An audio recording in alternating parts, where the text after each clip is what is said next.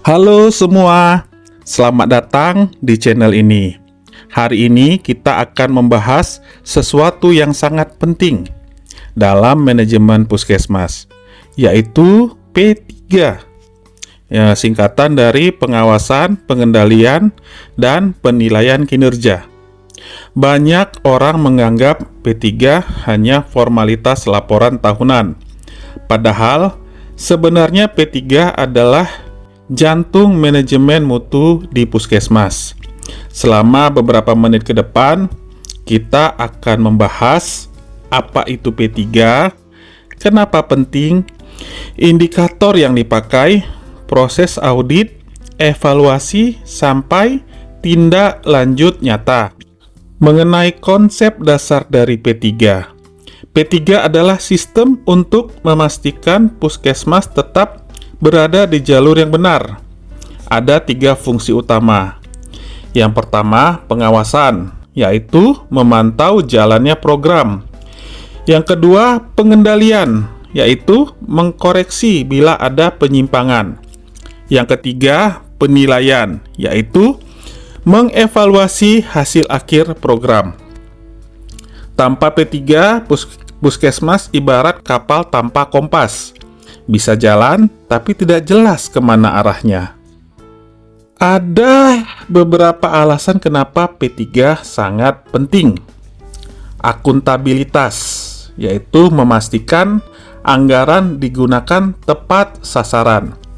Efisiensi, untuk mengurangi pemborosan sumber daya. Mutu layanan, memastikan pasien puas dan sehat.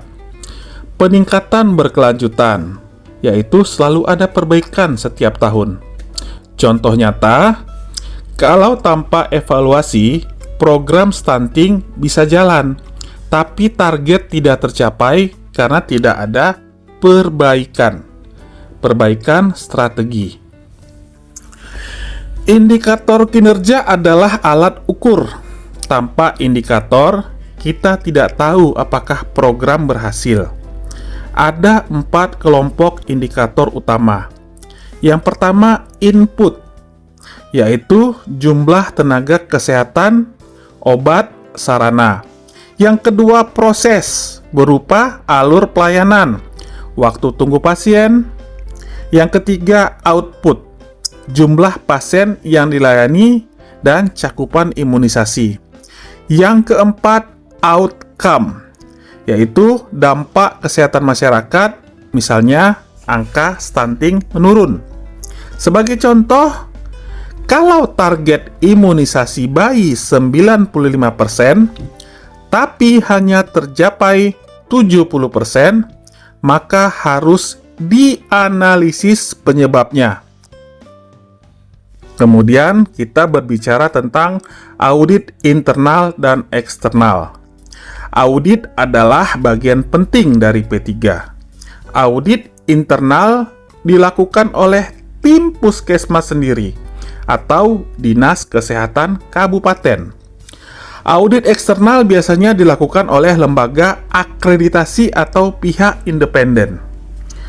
Audit memeriksa apakah data sesuai kenyataan, apakah standar pelayanan dipatuhi, apakah ada penyimpangan dalam penggunaan dana.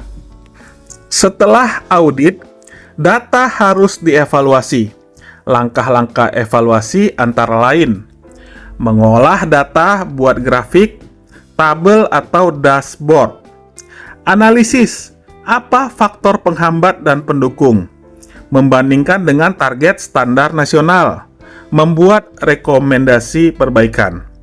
Sebagai contoh, jika kepuasan pasien rendah karena antrian panjang, rekomendasinya adalah menambah loket atau memperbaiki sistem antrean digital. Poin penting dari P3 adalah tindak lanjut. Hasil penilaian tidak boleh berhenti jadi laporan. Harus ada aksi nyata. Contoh tindak lanjut. Yang pertama, memberi pelatihan ulang tenaga kesehatan. Yang kedua, mengalokasikan ulang anggaran ke program prioritas. Yang ketiga, membuat inovasi baru seperti aplikasi antrean online.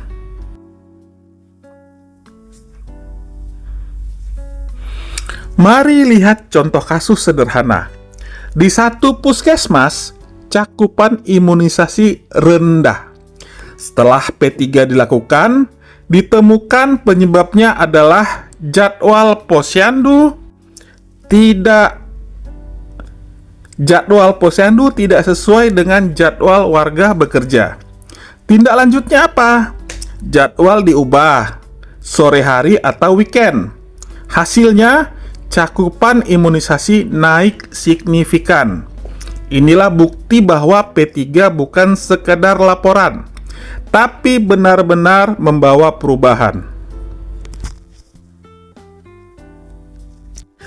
Kalau P3 rutin dilakukan, dampak jangka panjangnya adalah mutu pelayanan meningkat, kepercayaan masyarakat naik, program kesehatan lebih tepat sasaran, anggaran lebih efisien, masyarakat lebih sehat dan produktif. Jadi teman-teman, P3 adalah kompas bagi puskesmas. Lewat pengawasan, pengendalian, dan penilaian kinerja, puskesmas bisa terus memperbaiki diri, memberikan pelayanan yang lebih baik dan membawa manfaat nyata bagi masyarakat. Kalau menurut kalian, P3 ini penting? Tulis pendapat di kolom komentar. Dan jangan lupa like, subscribe, serta bagikan video ini agar makin banyak orang yang paham manajemen puskesmas. Terima kasih sudah menonton. Sampai jumpa di video berikutnya dari channel Manajemen Puskesmas.